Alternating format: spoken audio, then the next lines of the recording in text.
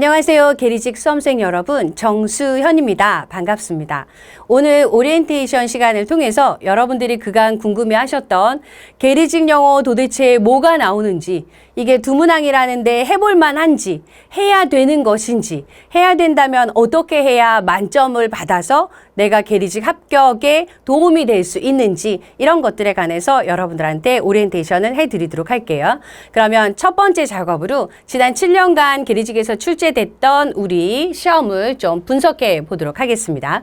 여러분이 잘 아시는 것처럼 우리 한국사의 상용 한자 두문항 포함해서 20문항, 그죠? 근데 과락 면하기 위해서 4점 이상 받으셔야 되고, 그리고 영어 두문항 포함해서 우편 금융 상식 20문항 역시 출제되고, 컴퓨터 일반 20문항 이렇게 출제가 되죠. 그죠?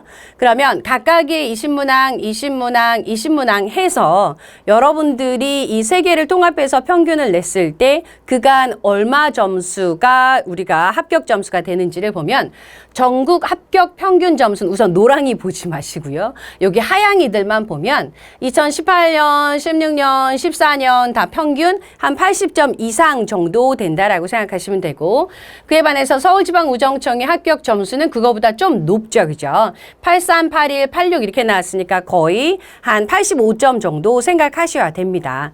근데 선생님 저 노랑이 뭔 거야? 노랑이 이러실 텐데, 2019년에 약간의 불미스러운 일이 있어서 우리가 급하게 문제가 출제되느라고 난도에 상당한 변화가 있었어요. 그래서 각각의 평균 30점이 뚝뚝 떨어지는 바람에 여러분들이 기존에 이 시험을 준비하셨다가 합격 점수를 기존에 거 80점 넘어야 되는데 이러면서 불안에 떠셨던 여러분의 선배들이 많이 계셨어요. 어쨌든지 간에 여기는 예외적인 경우고요. 그간의 평균 점수를 우리가 고려해 봤을 때, 가령 나는 서울지방우정청을 목표로 합니다, 선생님 했는데 평균 점수의 합격 점수가 85점이니까 딱 85점만 목표로 공부하시면 되나요? 안 되나요? 절대 안 되죠. 가까이는 90점, 더 멀리는 우리가 만점을 목표로 해도 시험이기 때문에 다 맞았나 봐 해도 이게 내가 한 문항이 실수로, 두 문항이 실수로 나갈 수 있는 거예요. 근데 서울지방우정청인 경우 90점 이상이니까 거의 만점에 가까우기 때문에 여러분한테 출제가 되는 영어 두 문항을 결코 놓칠 수가 없는 거죠. 그리고 내가 버려야 될 만큼 그렇게 영어 시험이 어렵게 나오지 않아요. 그리고 여러분이 버리지 않아도 될 만큼 여러분이 답을 명쾌하게 깔끔하게 너무 부담스럽지 않게 답을 찾을 수 있는 훈련을 본 수업을 통해서 열심히 해드릴 거니까 자, 도전해 보도록 합시다. 그럼 그간에 요거를 이제 계리직 영어 자체를 분야별로, 영역별로 제가 분석해 보도록 할게요. 우리가 퍼센티지로 냈을 때 그간 영어에서 출제가 됐던 건 72%가 독해, 그 다음에 7% 어법, 21% 생활 영어 이르지만 우리가 그전에는 18년에서 19년이 요 매해 있었던 거고요. 그전에는 2년에 한 번씩 이렇게 있었어요. 그래서 7차례를 평균 낸 것이기 때문에 어법은 딱 한 차례가 나왔고요. 나머지 대부분은 독해에서 출제됐다고 보시면 돼요. 그러면 어디 공부하실 거예요? 그렇죠. 독해 공부하셔야 되죠. 그러면 독해에서 출제가 됐던 질문 유형을 살펴보면 독해에서 60%, 반 이상이 내용일치, 불일치라는 질문 유형이 출제가 됐고요. 이거는 영어 문제라기보다 그림 맞추기의 질문 유형이에요. 그래서 누구라도 어떻게 그림 맞추는지를 연습하시면 만점을 충분히 받을 수 있는 문제이므로 기죽지 마시고 지레 겁먹지 마시고 도전해 보도록 합시다. 그 다음에 우리가 이제 출제된 건 빈칸 문제가 출제가 되는데, 빈칸은 복양이 아니라 지문의 단어로 답이 존재해요. 단, 4가지의 빈칸 위치를 배우셔서 여기가 답이었잖아. 금방 배우시면 역시 점수 확보가 가능한 영역이에요. 그리고 이제 생뚱맞게 최근에 와서 문장 삽입이 한 번 출제된 바가 있어요. 그래서 대부분은 내용일치, 불일치, 독해, 그리고 빈칸 어휘가 출제되었다. 정리. 오케이? 그럼 넘어가서 이제 요거를 조금 더 자세하게 봐드릴게요. 왜냐하면 이 계리직 시험을 보시는 분들이 영어가 대체 어떻게 나오는지에 관해서 너무 궁금해요 라고 여러분들이 온 카페에 올린 글들을 제가 열심히 잘 담아서 여러분들의 궁금증을 해결해 드리기 위해서 조금은 자세한 도표를 가지고 왔어요. 19년, 18년, 16년, 2014년 그리고 2008년, 10년, 12년까지 뭘 가지고 온 거냐면 우선 여러분들이 커다랗게 뭘 확인하셔야 되냐면 뭐가 가장 많이 나온다 그랬죠? 그렇죠. 독해가 나온다 그랬죠? 그래서 19년에 독해 두 문항, 18년에 독해 두 문항, 2014년에 독해 두 문항, 그리고 12년에 독해 두 개, 2008년, 10년에 각각 독해 한 개. 그러니까 누가 대세다? 독해가 대세다라는 걸 확인하시면 되고요. 그 다음에 나머지 16년에 생뚱맞게 생활영어 하나랑 어법이 나왔고요. 그 예전에, 그러니까 이게 7년을 같이 해서 그렇지 10년, 8년 굉장히 옛날이잖아요. 그죠? 그때 생활영어가 하나씩 나왔고 최근에는 독해가 대세를 이루고 있다. 이해되셨어요? 그 다음에 이제 여러분이 보셔야 되는 건 독해 문제 중에서 우리 뭐가 가장 많이 나온다? 그렇죠. 내용 일치, 불일치, 어렵다, 안 어렵다? 하나도 어렵지 않다. 그림 맞추기다. 영어가 아니다. 그래서 내용 일치, 불일치, 내용 일치, 불일치, 내용 일치, 불일치 이렇게 나왔죠. 그죠? 그 다음에 나온 것이 지문의 단어로 답이 반짝반짝 빛나고 있는 빈칸어휘, 빈칸어휘 이렇게 나왔어요. 그 다음에 올해가 이제 난도 조절 실패된 문장 삽입이 들어가게 된 거고요. 그 이후에도 내용 일치, 내용 불일치, 내용 불일치 역시 똑같이 나왔다. 그러니까 그걸 중점적으로 공략해서 우리 게리지 영어 만점 받는 준비를 하시면 되는 거예요. 그 다음에 여러분들이 또 궁금하신 내용이 그러면 영어 나오는데 게리직이니까 우편 관련된 내용만 나오는 거 아닌가요? 라고 또 많이 궁금해들 하셨어요. 그래서 제가 7개년치를 갖다 놓은 그 내용을 살펴보니 여러분 보세요. 2019년에 인문학 지문에서 많이 출제되는 교육 분야, 그리고 자연과학에서 난도 빵인 질병 분야, 그리고 18년에 우리 자연과학에서 제일 많이 또 출제되는 공해에 관한, 환경오염에 관한 분야, 그 다음에 인문과학에서 읽기의 중요성, 매해 나오는 애들이에요. 다시 얘기해서 인문, 자연, 사회과학에서 보편적으로 독해에 출제되는 내용이 출제됐으므로 여러분들에게 본 수업에서 이런 내용이 빈출되는 거예요 라고 내용 정리도 해드릴 테니까 걱정하지 마세요. 그리고 우리가 이제 우체국스러운 내용이 나왔던 거는 14년에 우리 키오스크 자동으로 이제 보내는 거 있죠. 요거가 한 차례 나온 적이 있었고요. 그 다음에 우체국에서 2008년이에요. 너무 오래전이죠. 그죠? 우선 복사는 우체국에서만 할 수 있는 게 아니니까. 그 다음에 10년에 우체국에서 소포 보내기 요 정도만 나왔고 나머지는 다 우리가 일반적인 독해에서 인문과학, 자연과학, 사회과학에서 빈출되는 내용들이 나왔어요. 그래서 굳이 우체국에 한정돼서 나오는 것이 아니니까 우리가 학교 다닐 때 봤던 아니면 일상적으로 아는 내용들이 나온다. 그리고 나는 선생님 몰라요. 영어랑 몰라요. 그래도 수업 시간 통해서 정리를 잘 해드릴 테니까 걱정하지 마세요. 오케이? 그러면 이번에는 이제 7개년 시험을 봤고요. 우리가 어떻게 나왔는지 봤으니까 이제 영어를 만점 받기 위해서 어떻게 공부해야 되는지를 좀 살펴봐야 되겠죠. 그죠? 그래서 강좌의 목표는 여러분 보신 것처럼 독해가 72% 이상 출제되기 때문에 독해를 집중적으로 공략해 드릴 거예요. 그중에서 내용일치 불일치 60%, 빈칸어휘 30%, 그 다음에 올해 문장 삽입이 들어갔지만 여러분아, 우리가 출제되는 거는 4가지 질문 유형을 모두 다 여러분을 잘 트레이닝 해드려서 혹시나 시험장에 가서 다른 질문 유형이 나왔을 때 여러분이 허걱하고 당황하지 않으시도록 철저히 준비해 드릴 거예요. 그리고 여러분이 이게 게리직 영어를 공부해야 되나 말아야 되는지를 계속해서 고민하게 되는 이유는 얼마만큼의 시간 투자가 이루어져야 되는지, 다른 거 할 것도 많은데 내가 게리직을 택한 이유는 보는 과목의 수가 적기 때문인데 굳이 게리직을 해야 되나? 라는 고민이잖아요. 그죠? 그래서 원래 독해를 내가 만점을 받아야 된다 그러면 독해에 들어가는 트레이닝 과정이 이렇게 많아요. 하지만 여러분한테 이걸 다 해드리면 아무도 수강 안 하시겠죠. 그죠? 그리고 그럴 만큼 난이도가 높게 나오지 않기 때문에 여기에서 딱 한 조각을 떼서 질문 유형별로 답을 어떻게 찾아야 되는지만 집중적으로 훈련해 드릴 거예요. 그럼 질문 유형을 다시 한번 찾아보도록 할게요. 우리 독해에서 출제되는 질문 유형은 전체적으로 수험생이 내용을 잘 대입 파악을 했는지 제목, 주제 이런 것들을 물어보는 거고요.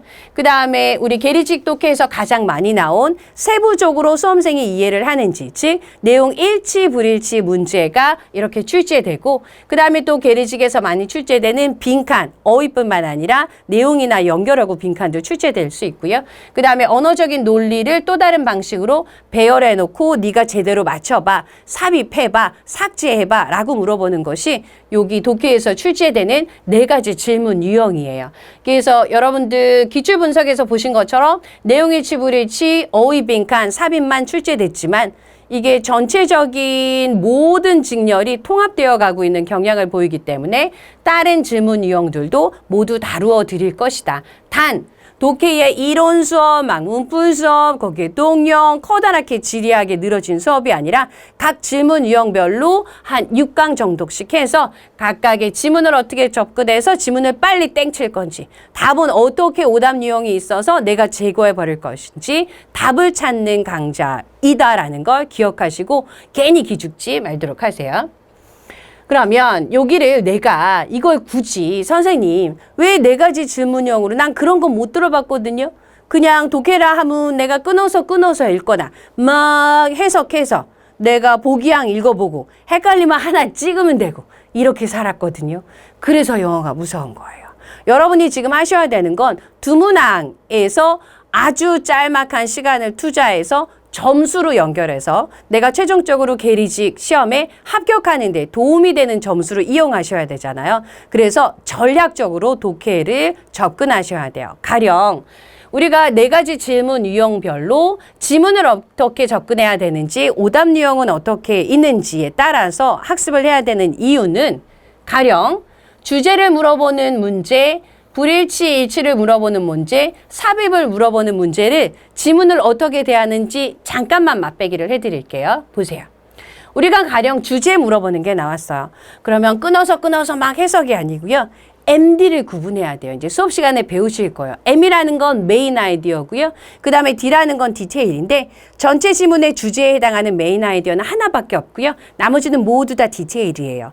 근데 다행스러운 건 나는 메인 아이디어야 반짝반짝 하는 시그널 단어들이 존재해요. 그래서 여기에 지문에서 두두두두두 처음부터 끝까지 다 안 읽어도 though, but, however 이렇게 접속사 반류는요. 나 메인 아이디어라고 반짝거리는 시그널 단어고요. 그 다음에 for instance 나오면 여기서부터 디테일인 거예요. 그럼 메인 아이디어는 여기야. 이렇게 답 찾는 연습을 해드릴 거고요. 그 다음에 가장 많이 나왔던 내용일치 불일치는 이제 MD가 아니에요. 시험 문제 나오는 곳이 정해져 있어요.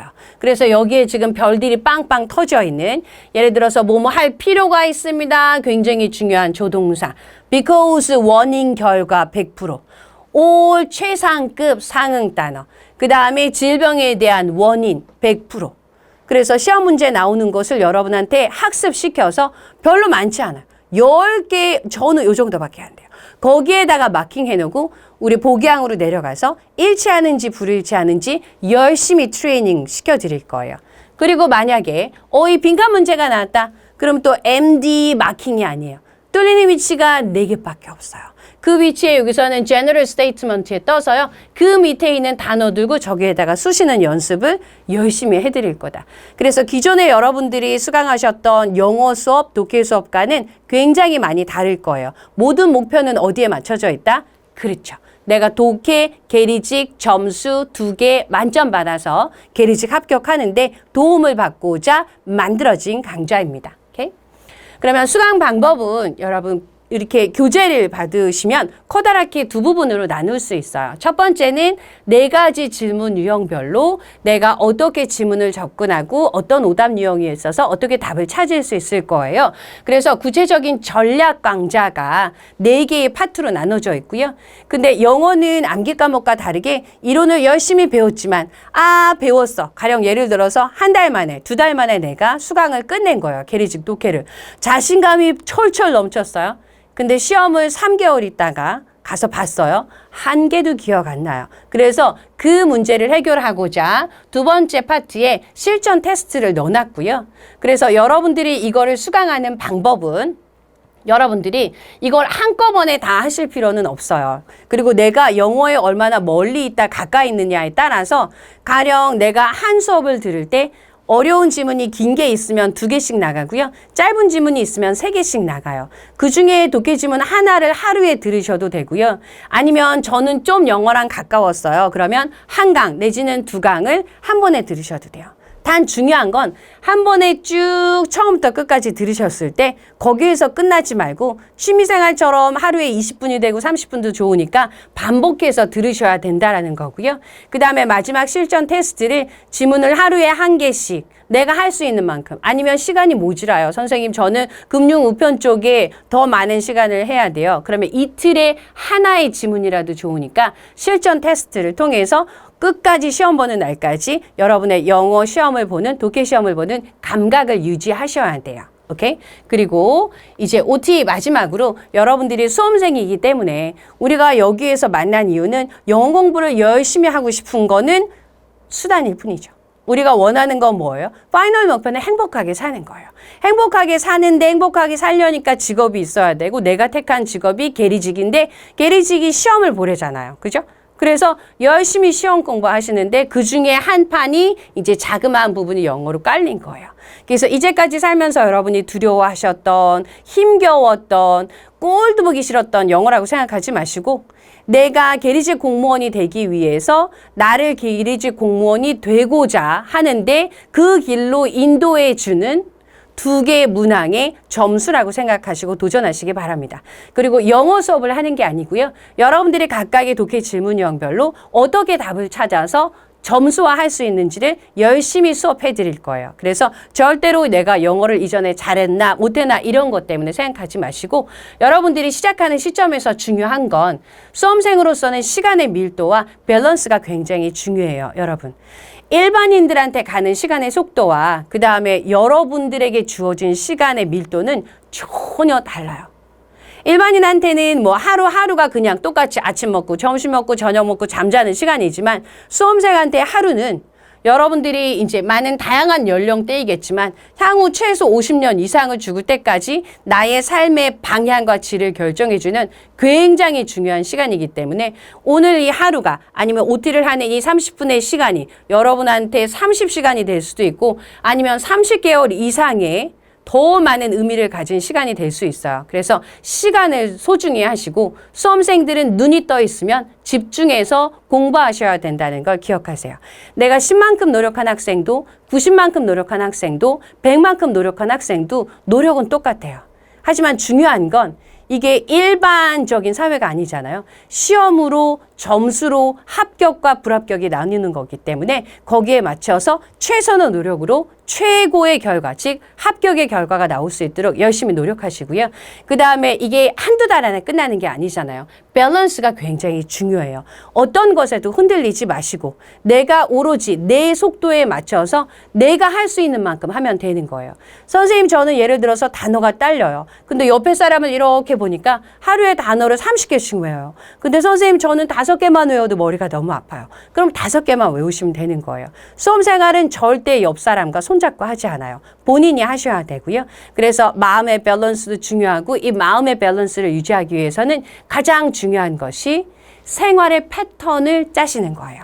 그래서 똑같은 시간에 일어나서 똑같은 시간에 수업 들으시고 똑같은 시간에 복습하고 예습하는 이 루틴을 만드시면 수험 생활을 하는데 훨씬 더 도움이 될 것입니다.